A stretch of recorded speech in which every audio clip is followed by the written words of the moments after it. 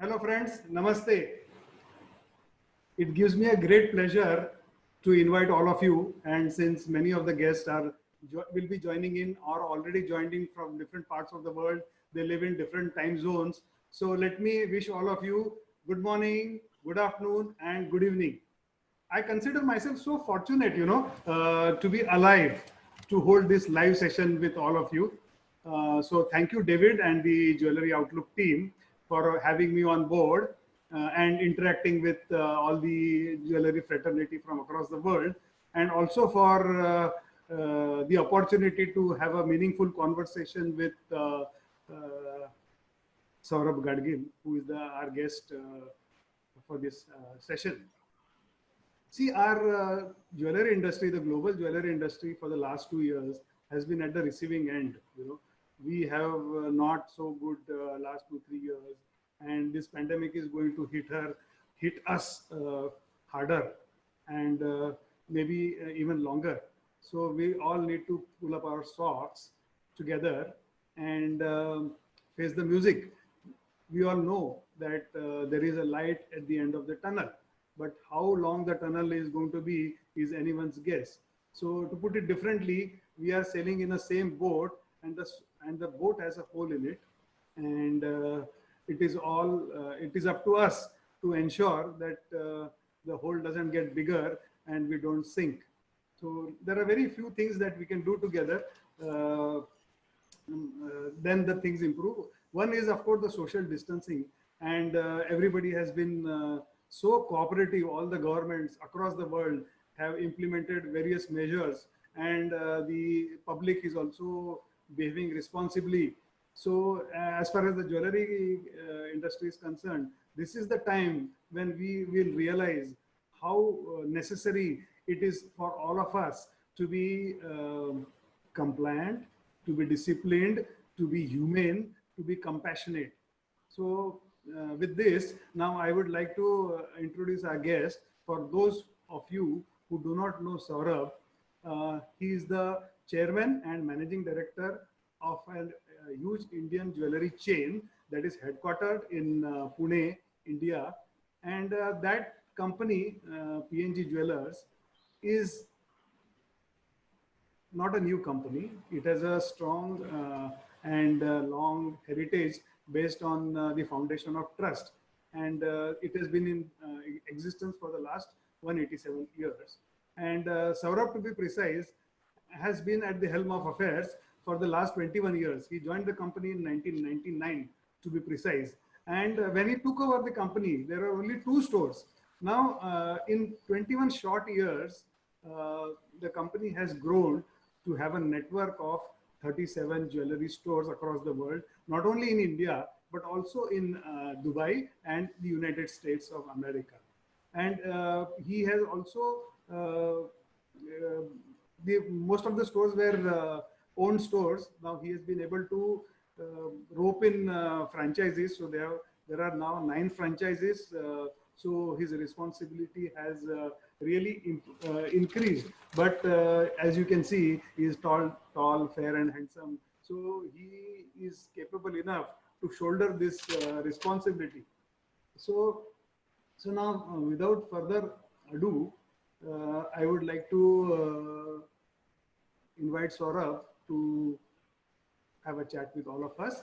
But before I do that, I would like to begin with the first question on behalf of all of you. Saurabh, welcome to this session. And I would like to know from you, what is the ringside view of the countries where you are present in, that is India, Dubai, as well as the United States. So can you take us on a tour, please, virtual tour? Hello, everyone.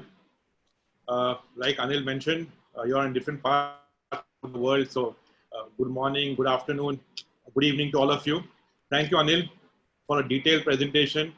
You really covered the topic very well.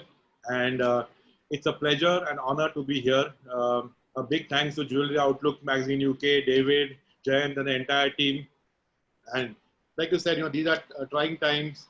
It's for most of us, this is like a once in lifetime event where what we are going through, what we have seen right now is unparalleled, unprecedented.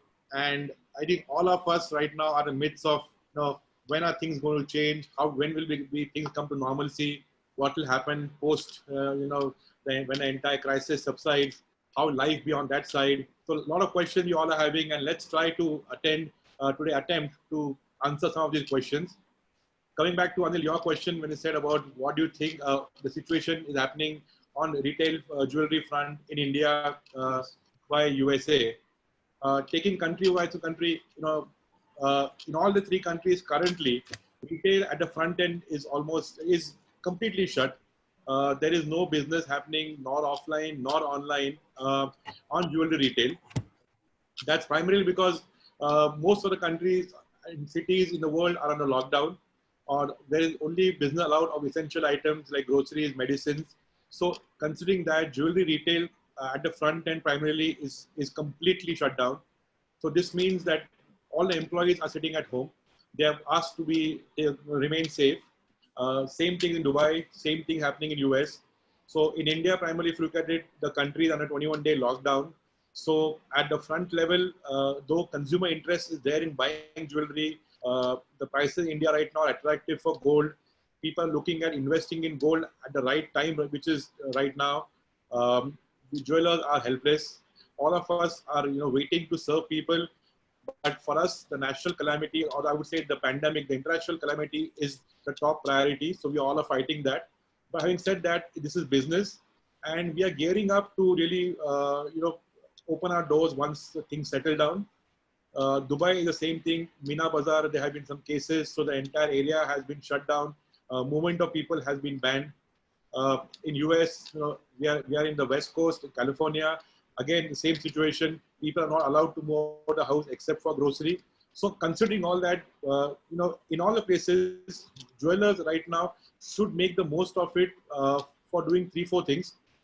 In India, I would say, being a financial year end, this is a time for people to really close the books of accounts, to finish their pending audit work, to finish the pending accounting work, make the business compliant to whatever measures have to be undertaken. Second is to really, make your last year analysis. Try to do employees reviews online, and try to finish all the pending incentive work from that perspective. And third is to gear up for the future. Plan for the year. Definitely this year is going to be a year when you'll see some slowdown in business. How much you don't know. So try to make the business efficient, make the business operationally very viable, very tight, and try to factor in what all costs can be reduced, where flap can be cut, and how do you get yourself organized during this time. So I would say, whichever country, whichever continent you're in, things remain the same. One is take care of your business, past, present, future, and take care of yourself. By yourself, I mean your employees and your own self. Remain healthy, remain positive, and what we all are doing as we're usually doing webinar is also trying to talk to each other, communicate, exchange ideas, and try to see how we can learn from each other, if not physically, in this virtual way, and try to make the most of it. Yeah. So, Saurabh, thank you for your detailed answer. What I was going through the lot of coverage on the internet, and I find that last few weeks, the last pandemic, the world has witnessed pandemics every 100 years. So the last pandemic, which was in 1920, actually it started in 1918, it went on till 1920. I only hope and pray to God that we don't have to suffer for 2 more years. But that pandemic was the worst so far. And about 25% of the global population was wiped out. And there were severe repercussions on the economy. And what I find that your company has been in existence for 187 years. So your company was PNG Jewellers was already in existence at that time. So is there any documentation that is available? Because what happens, in family managed companies, the knowledge is passed from generation to generation. So your grandfather, Daji Kaka Gadgil, was a visionary person. And though he was a school dropout, you know, he was a very well-read person. So, and you are very close to him. So I would like to know whether he as a child witnessed the last pandemic and and its aftermath. So things were very bad, and immediately after and it happened immediately after the First World War.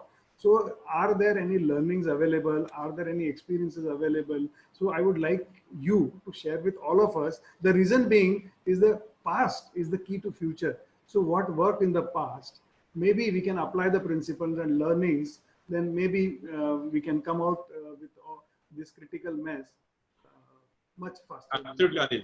Thank you. It's a great question, and I really think that the past is a very important factor for us to look at the future, to plan for the future.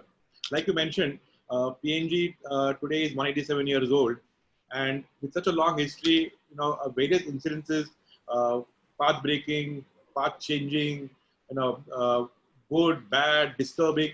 We have been through a lot of events, and like you mentioned, the biggest event where a huge population was wiped out was the pandemic in 1918, which was also called as Spanish flu. And Yes. At that point of time, medical system was not advanced, banking was not advanced, there was not enough communication options, and especially India at that point of time was really was a third world country. Healthcare was not there. So I remember my grandfather, like I mentioned, Daji Kaka, he was born in 1915. And immediately when he was 3 years old, this pandemic started, and he had to move from his house to a farm on a little higher ground. And as a child, he grew up. His first 2 years of his life, he spent there in a very in a different environment. Being from a jeweler family, you're used to living in a thing. This was living in a farm, and they used to fondly call him as a wildcat because he was living in the wild. And Daji Kaka, when I started joining business, he used to mentor me a lot, tell me things. This is all what I've heard from him. That during the pandemic, a lot of people were leaving the villages, running away because there was epidemic, there was huge deaths. And he said that at that point of time, banking not being developed, people had come with bags full of, their valuable articles, jewelry, money, and they had kept it in the store that you keep the custody of it. Once things settle down, we'll come and take it back. And believe me that there was no documentation for that. It was pure trust. When things settled down, came back, took their bags back, whatever was in there. And that, Daji Kaka told me, built foundation of trust. He said, he always told me that, whatever you are doing, important thing is to retain people's trust in you. And especially in jewelry, what is important is when people value you, people trust you, and you as a jeweler live up to that trust. So I think in this pandemic, one lesson he told me was that people will panic, things will go wrong, but you have to live with your principles. You have to be someone who has to be honest to what you believe in. And when things return, you will reap the benefits of that. He used to, secondly, to tell me that always look at yourself like a river. A river, the flow of water, river can never be stopped. It can change its path, but it keeps on going ahead. And that is how life should be. Daji Kaka lived an entire life of 100 years. And in his life, he's seen this pandemic, he's seen both the World War, he's seen India's independence, he's seen the national emergency, he's seen the entire banks being liberalized in 1991, the economy opening up. And what has been constant is you can't control events. What you can control is the way you look at events, the way you shape up your own self, your employees, your company to tackle those events. So I think this is again one of those events which is beyond your control. If you ask someone, when will this pandemic end? There is no answer. How long will it last? What will the impact be? There is no answer. The answer lies in yourself on how well can you tune your mind, how well can you keep yourself motivated, keep yourself happy, keep yourself focused, and keep, like you said, learn from the past. So what has happened, how do you gear yourself to be better in the future? So I think every incident, every event changes history, changes the way things happen. Now, this event can be an event for us jewelers is maybe we can look at it as a thing where the way people look at jewelry, the way people shop jewelry may undergo a sea change. By this, I mean two factors. I think one, people's share of investment, the part of gold will, I think, go up substantially. I think if you look at Indian, or if you look at even Asian side of it, around 15% of the entire investment is in metal, is in gold. Then we have real estate, we have equity, we have shares. But I think post this, a lot of investment will shift back into gold. I'm expecting around 1/3 of a portfolio to be gold investment portfolio. You may look at people's way they may shop. Today, jewelry shopping is experience. You come to the store, you're welcomed in a particular style. You come and meet your favorite employee. You see your design, chit chat, have coffee, call your friend, take opinion. All this may undergo a sea change. You may see virtual reality where people may look at doing selection online. You may have people who want to reduce the time spent in public places. So as jewelers, we need to be gearing up for the future. How things are going to change up. You look at 5 years ago, the entire concept of shared economy, shared services, platforms was something which was going to rule the future. Why buy a car? There's Uber. Why stay in a hotel? There's Airbnb. Why we need a home? These things may now undergo change. People may start, thinking of health, hygiene. So why share thing? Let me have my own thing. Let me have my things which are under my control, which are sanitized, which are healthy. So I think, we really have to be looking at the future trends. Like you've said right now, the past. So past can be immediate past. Last 3 months, what has been the impact? How will that be impacting the next 2 years, next 3 years? And I really believe that such kind of pandemics make us realize that long term is not now 10 years. Long term is not 20 years. Long term now is 2 years, 3 years. We have to be prepared for a short term plan, 6 months. Long term is 2 years. Every second year, if you look at the world today, there's so much things happening. There is not just medical issues, there are political issues, oil, there are issues which are trade war happening to countries. So we as a business, we as a country have to be really agile, flexible. And that's where I realized that Rajyaka is saying that, life should be like a river, life should be flexible, accept change and keep moving. So Anil, I urge all the viewers that, this is something, a takeaway for all of us.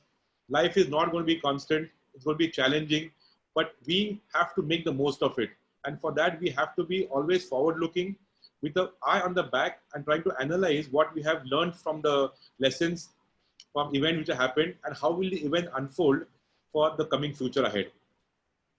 Saurabh, now I'm going to ask you a little difficult question. Actually, two of them. So one thing is, while we were having a telephone conversation 2 days ago, you said, you said there is a correlation between gold and oil prices. And actually, what you say is right. But what you said is a little different, because when gold increases, oil prices also increase. And oil prices decrease, the gold price also decrease. So one question is, why this time it will be different? When oil is all-time low, why do you think gold is going to remain firm? That is one question. Secondly, you also mentioned the consumer trust and the reputation of your company is that now at stake. Now, what is going to happen that people are in the conservation mode? They are in the survival mode. So I have spoken to many of the jewelers and they say they are expecting a lot of people to sell their gold. If such a thing happens, I know everybody's cash flow is limited, it is restricted. So if there is a pressure on you to buy back gold, how will your behavior be? Because I know that you will abide by them, but immediately give them cash back could be challenging. And secondly, the second part is, since we are talking about buybacks, there is considerable confusion about the diamond prices. Now, you have most of the jewelers give the commitment that we will buy back diamond jewelry at the last price. So today, the last price or the prevailing price is much lower than what you sold. So you are going to make a loss if you buy back diamonds. So how are you going to tackle these two things? The first question is oil pricing and the gold pricing. And the second part is the buyback. Perfect. Thank you. These questions are very relevant today. Like you mentioned, stock markets, equity and gold move in opposite directions. Oil normally mirrors gold, but right now you're seeing that, oil is going lower. Gold is still at pretty high levels, and stock markets are collapsing worldwide. Having said this, what is happening today is oil is in a unique situation because this has not happened where the demand has gone down globally. With the global slowdown which has caused due to coronavirus, I think oil's usage has gone down drastically. So the question is now, should we keep on producing oil? How much oil to produce? And the two major countries, Saudi Arabia and Russia, are still not coming at a conclusion of how much oil should be produced per day. Is because of this, there is excess supply of oil and demand is still going down. That is why oil prices have not gone up. But I think once this corrects, if they decide to cut supply, I think oil will again see a northward rise. Having said this, gold, I think is going to stay here, is going to keep on going ahead. Because if you track 2008, the global crisis in US, where the financial markets were in turmoil, similar situation happened, stocks were collapsing, and the safety haven was gold. And gold is not only bought by consumers, it is bought by governments, it is bought by mutual funds, by financial institutions. And same thing we'll see here. In 2008, at the end of the crisis, in the next 3 years, gold touched an all-time high in US. It had crossed $1,900 per ounce in US. And same thing will happen, I think, in this crisis also. Because for things to stabilize, it's going to need a long time. A stock market is a reflection of the future, how companies are going to be performing in future. And for those results to be happening, it's actually going to be 2-3 years away. So during that time, you will see a lot of investment because money has to find a way to keep itself. Money has to be in some form. Currencies are going to be unstable. So a lot of investment will go in real metals, and that I think is going to be gold. My perspective is people should right now invest in gold with a long-term perspective, 2 to 3 years perspective. Don't speculate. Buy gold at regular intervals. Buy gold as you have surplus to invest in. Do not have positions on gold on exchanges and keep on paying margins. Have gold physically or on an exchange, but have it in a form wherein you are secured. And gold is a very appreciating asset. If you look at today's times, like you mentioned, people incomes are going to be under stress. Consumption may be under stress. And during this point, people will look at buying assets which we appreciate. And gold is an appreciating asset. You look at any other asset, you look at cars, you look at luxury, assets are depreciating. So people right now, the first attempt will be to secure themselves. And by security, I mean people will look at buying assets which are appreciative. I think gold definitely will fall in that category. I am myself confident that in the coming years, gold will see an all-time high, gold will rise up. But having said this, I urge people, do not listen to rumors, do not listen to Chinese whispers, and do not speculate on gold. Buy gold with a long-term view. Buy gold as an investment. Anil, your second, please continue. Your second question, which you asked about, buyback and diamond policy. Yes. I personally do not think that there'll be any buyback pressure. The reason being, even if you look at last couple of months, globally prices have gone up. India prices have reached all-time high. There was no pressure on people to sell gold because the outlook is bullish. And I really think it's going to continue the same way, that people will not sell gold right now. People, in fact, will keep on adding gold because people are selling off their mutual funds, selling off their investment, which are very sticky, and trying to use money in a form which is liquid and form which is appreciative. So I think people will invest more in gold. Secondly, weddings which were planned in India for the next, during this month, March, April, have all got postponed. So the entire wedding shopping will definitely happen post this. And if you know Indians, the love for gold during weddings, gold is a part of our social culture. So that shopping will definitely be happening. So I think for every jewelry company, 60-70% of the entire business is wedding shopping, which is not compromised. So I think that will happen. And I really personally do not feel there'll be any pressure of where people will come and sell gold. Yes, there could be some exceptions where some household may want to liquidate some gold to take care of the short-term cash needs. I think we as jewelers are well equipped for that. And I don't think we will ever have a problem on not honoring the commitment. Yes, somebody wants to sell gold. We definitely we honor that and we buy it back. Same thing with diamonds. I think diamond, again, people are buying because diamond has an intrinsic value in it. There's a debate on lab grown real diamond. And I think people who are buying diamond with the knowledge, are buying it with the investment perspective, a long-term commitment. And for them, this whole thing of exchanging diamonds and selling of diamond crisis, I really don't think it's going to happen. But like you said, every jeweler is bound to buy back his own diamond jewelry at the term condition mentioned by him, and we will honor that. So at PNG, if it's exchange, we'll honor that. If it is buyback, we'll honor that. Because I think the consumer has the right, and consumer is the king. But I advise people definitely do not panic, do not look at making any decisions based on rumors or based on uncertainty. Take a decision when markets are stable. And I really think that the next 2-3 years, the industry will see a lot of upswing, because we have been seeing that post 2014-15, the industry has been going through a lot of trouble. Demand has been going down consistently. That is because money has flown somewhere else. A lot of money had gone into travel, into tourism, into making experiences, into white goods, luxury. That money, I think people lifestyle will change now. A lot of money will come back into gold, because in India, even jewelry is an underlying investment. Jewelry in India, when you buy a piece of jewelry, the value addition is only 20% at the top level. 80% is again the metal component in that. So even if you're saying that in 5 years you come and sell a jewelry bag, and if gold has gone up by 30-40%, you are in fact getting 20% more even after your making charges have been gone off. Unlike in the Western world, where when you buy a piece of jewelry, the metal component is on 30-40%. The rest all is the brand cost, the overheads. So there's a distinction between jewelry and bullion. So investment is in bullion, coins, bars. Jewelry is bought for adornment. But here I think you'll see a mixture where people will definitely buy jewelry also with the underlying investment asset value. And we'll see a lot of new buyers coming in. I'm really hopeful that a lot of youngsters will now look at creating some kind of a pool for themselves during such emergencies. And we'll see jewelry market really picking up. And I'm really hopeful, bullish, and positive on this. And I don't think that this question of buyback is going to happen. People will not sell gold, because Indians also look at gold from a point of view of culture, religion, status.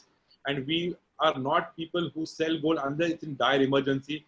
And I don't think that India has reached a level where people will come to that stage where they have to sell everything and to survive.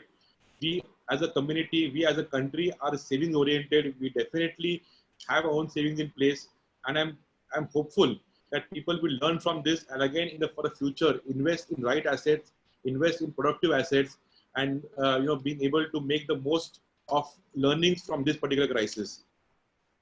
Yeah, very well said, Saurabh. And from the way you explained to all of us, I think there is an opportunity for all of us. See, what has happened is the young people, they have been putting their money. As you know, today's youngsters, they earn substantial amounts of money, but their spending priorities and their saving priorities are very different. So they have put a lot of money directly in the stock market, directly or indirectly through the mutual funds. And I have also invested a little bit of money. I don't have much money, but whatever I invested, when I see the screen, it gives me palpitations, because I have lost money to the extent of 30%. So if all of us come together and come out with campaigns, I'm sure what you have said can become true, and the youngsters will put some part of their savings into gold. Now we move on to the next question. See, today what has happened is we see that the crisis, the pandemic has united people, and help has been pouring in from different quarters. If you talk about specifically about India and the philanthropy, the Tata Group was one of the first groups to donate 1,500 crores. But there is a legacy. If you go back in time, it was Swami Vivekanand who met Rockefeller, and after discussing with Swami Vivekanand, Rockefeller started the foundation, and he started donating to charity. Today what we find that the contribution towards the larger cause is not restricted only to the rich people. I'll give you an example of a small jeweler who is from a place called Mazalgaon, and you will not find Mazalgaon unless you watch very closely on the map of India. Now he was the guy who, even before the lockdown began, and there was an awareness, and he donated 10,000 masks to people. And initially, he gave the mask only to his consumers. But later on, he realized the importance, and he donated the mask, 10,000 masks to different people. Your company is known for philanthropy. If I understand, I read Daji Kaka's autobiography, and where there were two activities which are close to his heart. One was the sports and music, and he used to donate very generously to promote these activities. And you have also been you have been carrying forward this legacy. So if you can share with us what you are doing for the larger section of society who are not your consumers. So I'm sure that after listening to you, people will be motivated to follow your example. So can you please? Thank you, Anil. See, Anil, I think, we all as a country right now, if you look at the world, we all have come together to help each other. I think it's been a great service of humanity. We have realized how important it is for all of us to come together. And I think help is being done by every person. It's not about a big, small organization, individual. I think everyone in this point of time is coming out with whatever best they can do to help each other. Coming to what we have done, I think, we have done a lot of things which we could do. One part is to give monetary donations to various organizations. So to be the PM Care, to be the one from Pune, the Pune COVID Foundation, to various other organizations is one part where we have just given monetary donations. But I think the larger important part is where we have ourselves played a very active role. So for example, we have been serving food to a lot of people here every day in, day out. We have been providing health, toolkits, masks to some hospitals here in the city. Along with that, we have set up a special cell in-house to really ask for our employees' welfare. Paying them is one part of the side where you ensure that you pay them well. But other part is to ensure that during this crisis, your employees, they are like an extended family. They have been well taken care of. So we have done an internal cell where we have asked employees to call us if they have any needs. Especially, we have asked them to clarify any rumors which they hear, fake news which they hear, because I think misinformation in today's age can cause a lot of damage. So that is something which I've been doing on a regular level. As a part of CSR, like you told, adopted,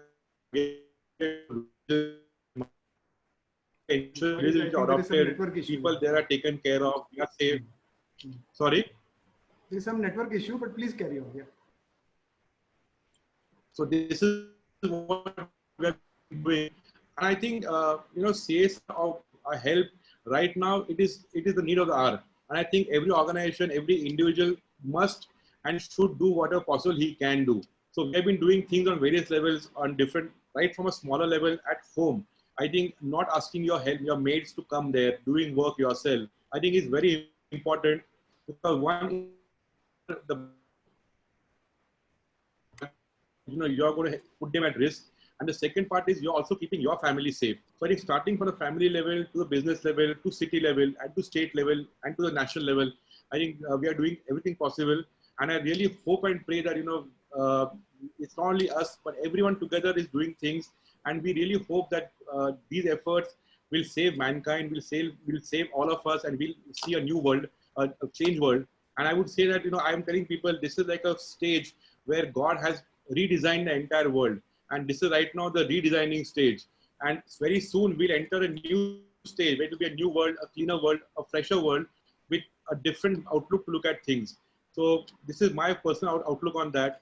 But I would urge everyone that, in your own possible things, do things for your brotherhood, do things for your people around you, but avoid just doing things randomly. Don't go out on the streets to serve people food. Follow protocol for that. Ensure that safety of them and safety of you is taken care of.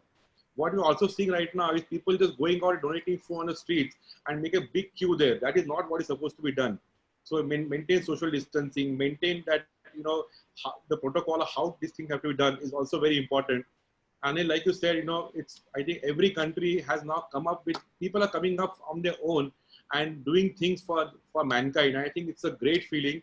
Let's all, keep this feeling on, because if we are together, if we start caring for each other, it will be a great world. And, I think that is the most important message from the crisis is that we care for each other, and let's keep on doing that. So thank you, Saurabh, again for the detailed reply. And you are making a lot of sense to me, at least. I hope all the attendees are also agreeing with me. So I will ask you two back-to-back questions because I think that flow will be much better because you'll be able to channelize your thoughts and share them with us. Uh-huh. The number one thing is I find that the jewelry media, especially the B2B media, has been very proactive. The kind of information we have been getting, they are talking to the jewelers because they are their customers. So it is actually a consumer engagement. So while if you're talking about the print media, one example which comes to my mind is the Indian Jeweler magazine, which has come out with a newsletter. But at the same time, look at Jewelry Outlook. They have been so proactive. They have been doing webinars. Then that is as far as the UK is concerned. In the US, there is another in-store mag which has also been doing webinars. Apart from the media, I also find that a lot of consultants, they are also coming forward and engaging with their potential customers. They are giving holding free sessions which otherwise would have cost money. So my question to you is, how are you engaging with your consumers? Number one. Secondly, the second question is, which is a logical question to my first one, is today you are present in the digital space as well as in the physical space, and you are one of the first people who started. You have a sizable presence in the digital space. So what I would want to ask you is, Gudi Padwa is one festival where people buy gold. In Maharashtra, they buy, as well as in the South India, there is Ugadi. So while the shops were closed, did you find a substantial traction on your website? So you got my two questions, right? So please go ahead and express your thoughts. So, communication in this time is very crucial. And like I said, it's not only about communicating what you're doing, but also trying to solve people's doubts and to counter fake news. I think we have a strategy where we're communicating to all our stakeholders. So be it our employees, be it our karigars, we're in constant communication with them via emails, via message, WhatsApp, whatever communication mode is suitable. We're also talking to a lot of our consumers because, like you mentioned, Gudi Padwa. Let me tell you that before India went into lockdown, just 2 days before that, we had come with a helpline number where we had asked people to leave the message there, and we call them back to understand their gold needs. In 2 days, we received more than 5,000 calls of people wanting to buy gold, asking how can be done because COVID is spreading, things are getting serious. Before we could make a strategy, before we could execute it, the lockdown announced. But what is really coming out of this is, it's very important to communicate, understand people's needs, be ready to serve them when times are, when times get right. And what we've learned from this is that demand is in two ways. Some people demand is, like you said, mentioned for that particular day. Now, we had the jewelry industry, if we're talking India, had experienced a similar problem in 2016 when we had excise strike pan-India and we had lost Gudi Padwa, Ugadi in that strike. But what we realized was a lot of that demand came back again when the stores opened. I just, in the afternoon, I had a call with De Beers, and De Beers has said that they had a call with their team in China. And you won't believe that in the month of March, the Chinese jewelers, if you look at most of the big ones like Chow Tai Fook, Luk Fook, big guys, chain stores, the budgeted sales for March, they have achieved 70% of the entire budgeted sales. So that means the economy, the people can spring back. People are looking at buying gold. So to answer your question, like what will happen if you have lost Gudi Padwa, I'm saying do not worry. You will recover the sales back because people are not only buying Gudi on that day, they're buying with the intention of saving. They're buying with the intention of... Sorry to interrupt you here. Sorry to interrupt. What I wanted to know, that since you have online presence, did you witness a lot of activity on your website? See, a lot, like we witness a lot of activity in terms of people willing to buy. But for online, you need two things. One is you need a platform where people can come and select their purchase. Correct. Another thing is to deliver it, the supply chain of it. Now the supply side is right now completely shut off. So though people are willing to book online, how do you supply it to them? So there's a lot of response. And the other problem which jewelers are facing right now, like I mentioned before, is hedging. If you commit to somebody today, how do you hedge yourself? Okay. So that You is said where that earlier. Yeah, you said that that is where earlier. the problem is. But I'm saying again that online is going to pick up, and in the future is going to be online for jewelry. A lot of investment, a lot of technology will be required, and I'm sure that whatever businesses happened, loss due to Gudi Padwa, loss, or even in this particular period, will make up for that, and India will definitely bounce back. So, from the way you explained to me, what I feel is everybody knows in India that digital is the future, and the future is now. It has already started. Somehow, the jeweler community, not only in India but globally, they are very slow in adopting the new technology. There are several reasons for this. One is, of course, the look and feel, the touch, and of course, costly cargo. All those factors were there.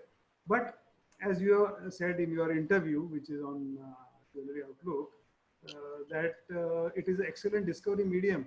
So if you are not visible, you are not available. As simple as that.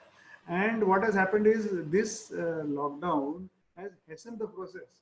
I spoke to a lot of jewelers, and they said now that first priority is to go online. So, but as you said, it is not just online; it is online and offline. It's omni-channel. So today, fortunately, there are so many service providers available. There's a marketplace for jewelers. So I'm sure they will take advantage of this situation. And secondly, if you see what has happened today is not only the buying pattern, the digital transformation, which means that the way we communicate, like what we are doing now, so the way we learn, the way we communicate, the way we work is changing. And this is a good development. In US, say for last 1.5 years, we have something called a FaceTime sale. Okay. So that is what happens again. People who stay out of state, who are staying in different parts of US, for them it may not be possible to come and see your store. So what they ask your store manager is to make a virtual tour of the store using a FaceTime. They shortlist what they like. They come and pick up. They come and shortlist that. They see close up. We conclude a sale on the thing. They pay online. We ship the goods there. So I think that is something which is already happening. Now, what is saying in India, it could be omni-channel. For a chain store, you have stores in different parts of the city, different parts of the country, different states. A customer, say Anil is sitting today in Bombay, and he wants something which is lying in the PNG store in Nagpur. He's like one piece which is lying in Kolhapur, one piece which is lying in, say, Pune. Now for him, he may say, I'm staying in Bombay. So can you organize for me to have all these pieces at one particular time? The jeweler will say, we'll say yes. You book an appointment. We'll get all the inventory for you there. For you, you have made a selection already online. You have to now only pick and choose from the 3 pieces which you have seen. Come and make a choice there. So it's mixing technology, mixing online with offline. And I think a lot of people will now use online to make the process quicker, finish the shortlisting there, share it with people, take opinions. And once the decision is made to come and shop, I think it will be shopping will be done physically online, but offline will be a lot of importance to that. And I think, like you mentioned here, that how would things change? Today we have seen WhatsApp calling has become rampant now. People share a lot of videos, people share things. So technology has got all of us together. And the best part is any part, right from the lowest level to the highest level, everyone today is tech savvy. People have smartphones. The smartphone revolution has completely changed the way we're doing things. People browse, data is cheap. People browse online. People see movies online. So I think in India also, shopping is going to go online. For us jewelers, what we have to do is to invest in technology, good photography, have your products, being able to categorize them, displaying it online. But it will help us to understand buying behavior better. Tomorrow, sitting in the head office, I can be able to understand a behavior of a particular person in Nagpur versus a person in Bombay versus in Dubai versus in US. How would the buying behavior happen? What does he look at when he's selecting pieces? What are the various factors that go into that? So data will be collected because we are mixing offline, online together. I think it's a great platform for us to build future trends, to build future strategies, design banks. So this is going to be a really sea change for jewelers, where jewelry now will be, when you're going to wholesale to buy jewelry, how do you buy jewelry? You need data, and data is based on these real buying points. So consumer jewelry. So I think it's a great opportunity. We have to mix AI analytics in this, and I think jewelers will also now need to have analysts in place who can touch data quickly and be able to churn out with the best buying patterns, being coming out with the best possible solutions. And Anil, believe me, this is going to be a sea change in the way jewelers operate, not only India, but I think over the world. So, Saurabh, you have been very lucky because people who are born in affluent families, they say, you know, is a man born with a boy, born with a child, born with a silver spoon, but you are born with a golden spoon because you belong to a jewelry family. But we have seen your career progressing. And while things were all hunky dory in 1999, when you took over, but when you set up your first store in the US, and I think it was totally a wrong time, and you had to do a lot of things to come out of that situation. So, and how has that experience made you as a better person? That is first part of the question. The second part of the question is, you rightly said stakeholder. Stakeholder doesn't mean only the employees and the consumers.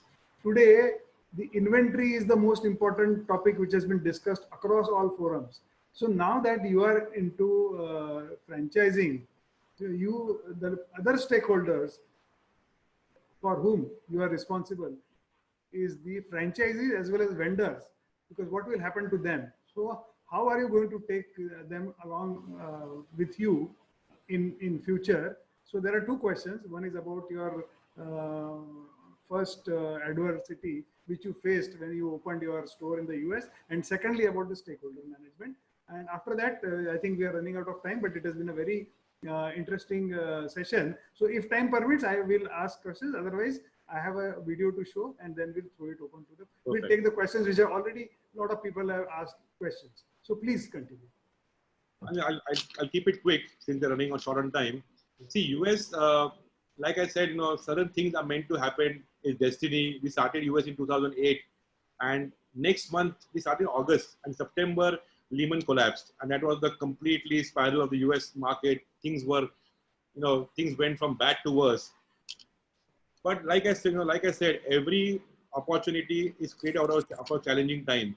And I said the same thing to my team. You know, we have been unlucky that we started when the crisis went, and after that the market has collapsed. For 1.5 years, we got enough time to set ourselves there. And like what we're doing right now, communicate, build your brand, learn things there. That is what we did in the entire time. Definitely we lost money during a time because the sales were low, but it was also a learning for us. And what I realized is that if you are focused, if you are positive, and if you make the learning from the challenging times, you know, you recover all that back, you bounce back. And we all know that US after 2010, when, you know, economy started going back, US bounced back in a big way. Gold shot up, inventory values went up, and, you know, things were a very different picture altogether there. So I think, you know, what one common thing which we all have to learn to do, what even PNG has been doing is to face challenges with a lot of conviction, face challenges with a positive mind, and learn to find options from that. I always tell people, one thing is believe in your own journey. And this is very, like you ask, what is an entrepreneur? It's a good time. I think there is always a good time if you have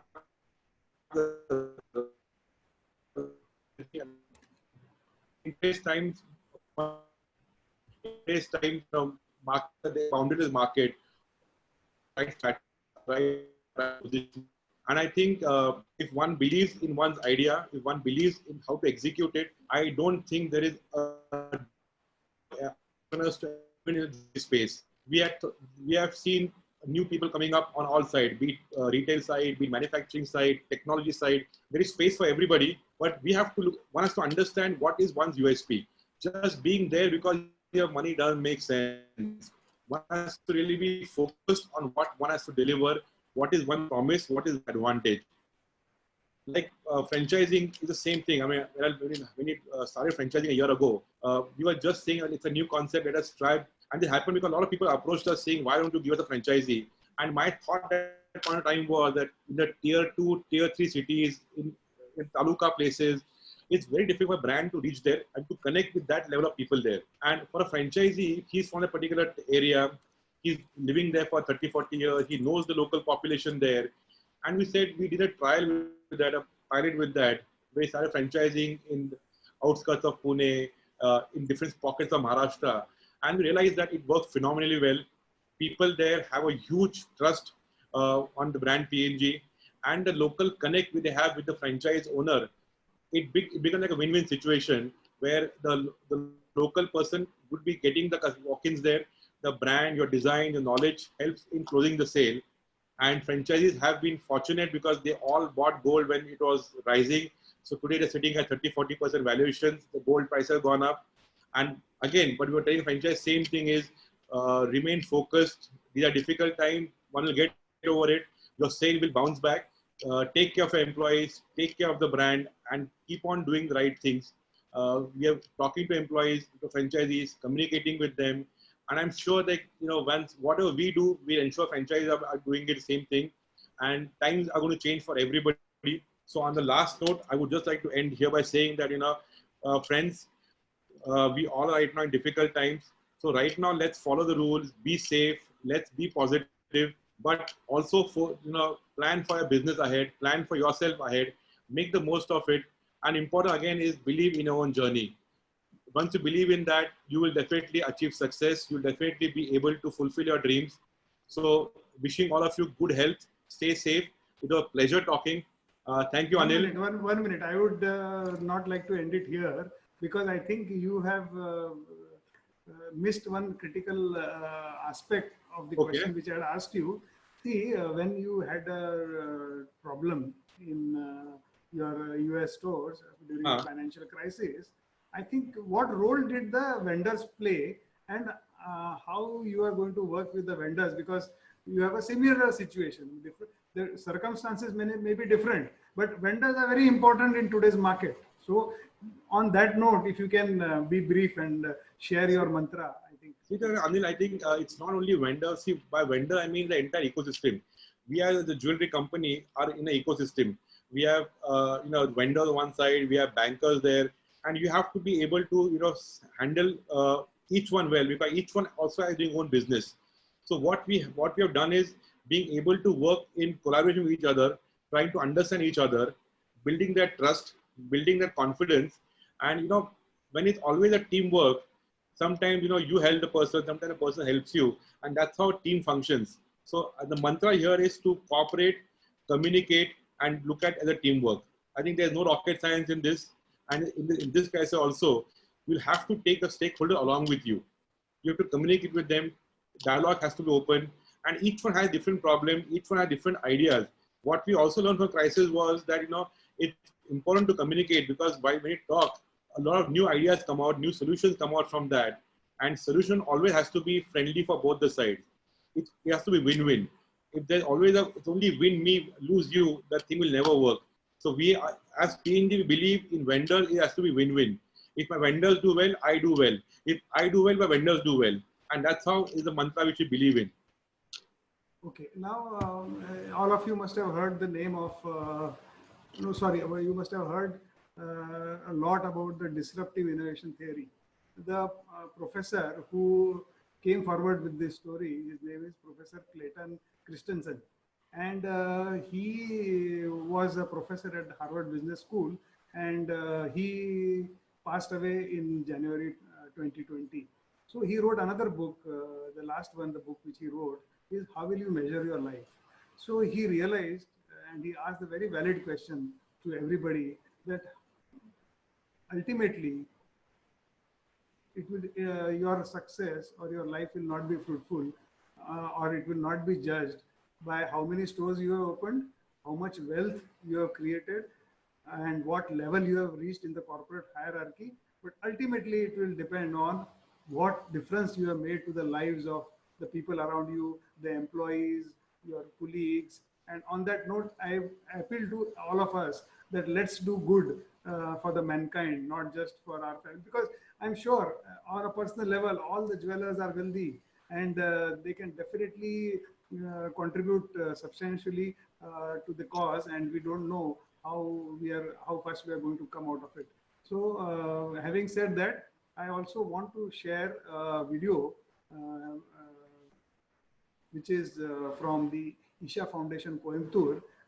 Everybody knows Sadhguru, and he was asked a question: Is it the end of the world? So his response I would like to share with all of you by way of a video, and then we will take questions.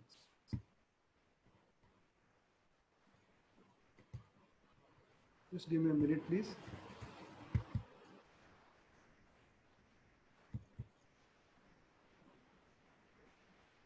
Clueless at this moment, not only in the country but every. Namaskaram Sadhguru, this is an unprecedented situation and everyone is clueless at this moment, not only in the country but across the globe. Do you think end of the world is near?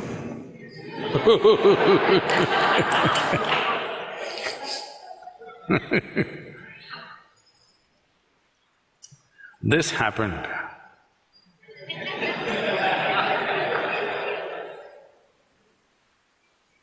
Two Quaker priests were standing with a board, "End is near." So, a motorist, a man driving a car, came, saw the board, put his head out of the car and said, "You religious nuts!"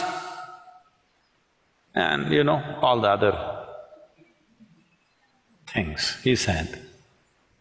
And then after a few seconds, they heard screeching tires and a crash noise.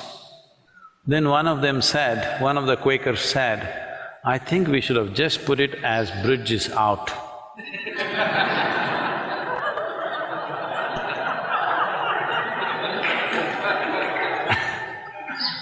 So we are just saying, behave responsibly, this will pass, but you want to say end is near. No, end is not near. The world's population is not going to get wiped out. But by the time this is done, as a generation of people, either we will have the satisfaction, we rode this crisis well, or we will have the shame of putting our heads down that we did irresponsible things and which cost many precious lives. This is for sure, that either you will hang your head in shame in 12 months' time, or you will walk with a certain sense of resolve and purpose in your life, because as a generation of people, we sailed through this with minimum amount of damage to the humanity.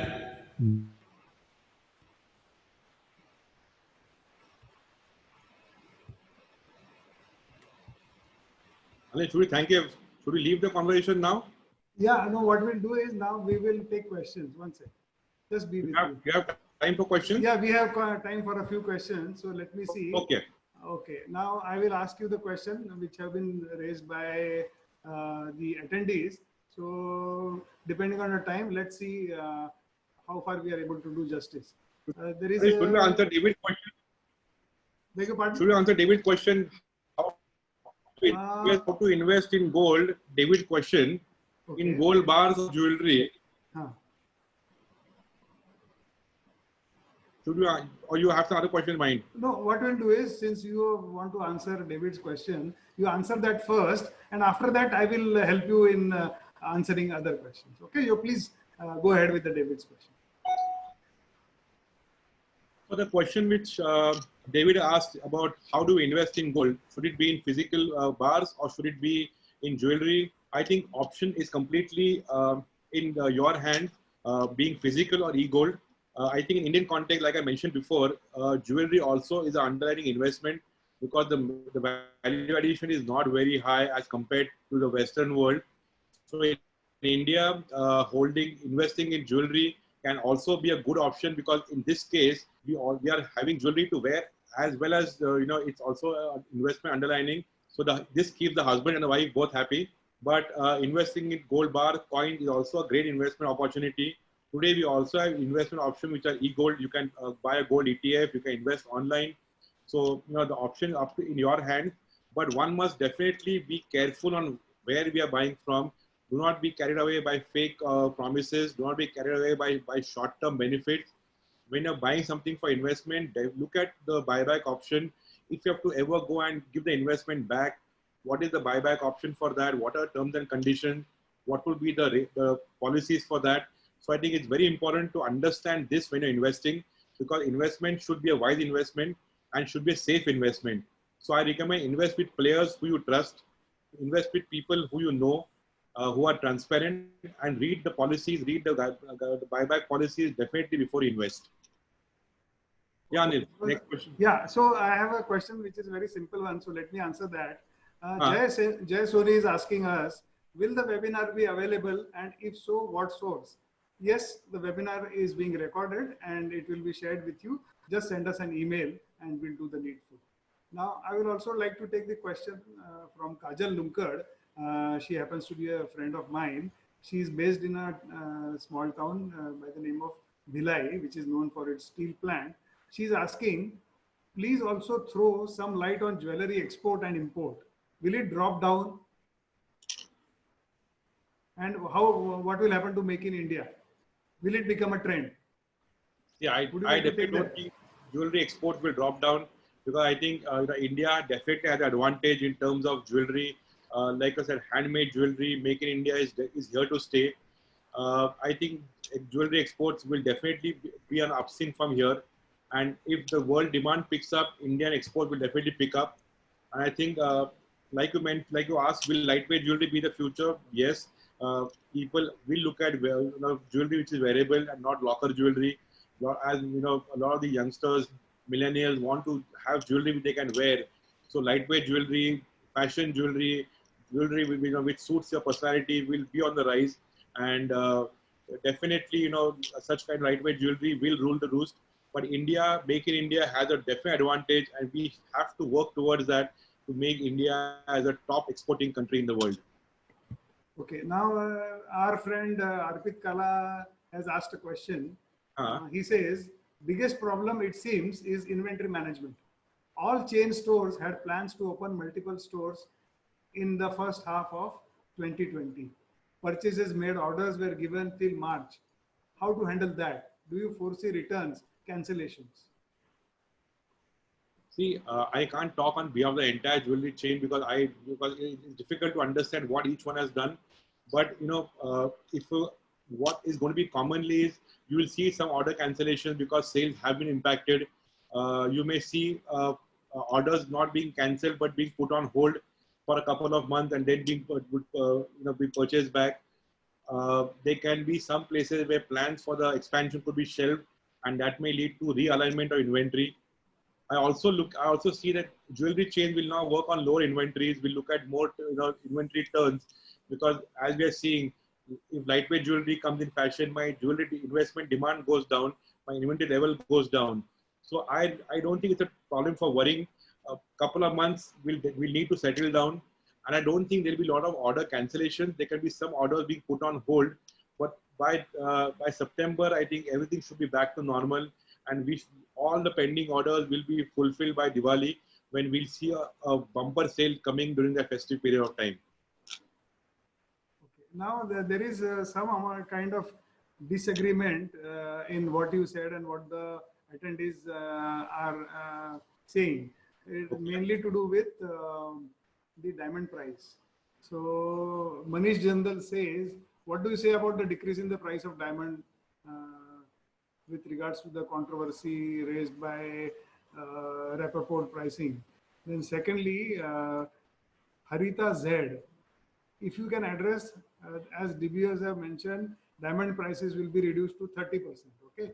And the last one is Balchandra Kiran from Kerala. He says, you are wrong, sir. There is a huge pressure in Kerala for selling gold. I am from Bhima, a leading jeweler here.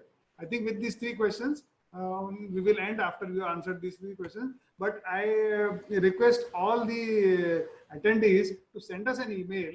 So either we can have conversation one-on-one, or we will try and answer the questions by email. So over to you, Saurabh. So Anil, I'll answer in the reverse order. The last question you answer about people selling gold. See, I'm saying it will not be a pan-India phenomenon. There can be some places, some districts, where there could be little buy selling pressure, but this is only panic. I don't see it like a thing where there'll be a huge problem with this. I think people will not really be in a selling mode. Is my personal feeling. Secondly, about De Beers pricing. See, De Beers has not made any statement about 30% of prices. Rappaport is a different issue altogether. Rappaport now is saying prices may come down. De Beers has not made any official statement. I said De Beers has said that sales in China have bounced back. So I was talking on the sales bouncing back. I do not know where this statement about 30% of the sales has come from, but diamond and lab-grown diamond, this debate continues to be going on, and I think we all have to wait and watch and see how things unfold on that front. Okay, now my appeal to all the attendees. You have been very patient listeners, and you have been wonderful audience. Though we cannot see all of you, I think your presence is what matters for all of us. I would request all of you to please send us a mail. How did you find this session? Because this will help us in organizing such panels in the future as well. Anil, what I think is just give the email ID where they can send the emails to. If you have an email ID, so then it will be easier for them to mark the email on their ID. No, it is the same email ID which they registered. Okay. Yeah. Okay, and we have the list of people who have attended. So we will send a mail to everybody of them. So thank you very much. Thank you, Saurabh, for your time. Friends. It was lovely talking to you. Pleasure. Thank you, everyone. Stay safe. Take care. Bye-bye. Bye-bye.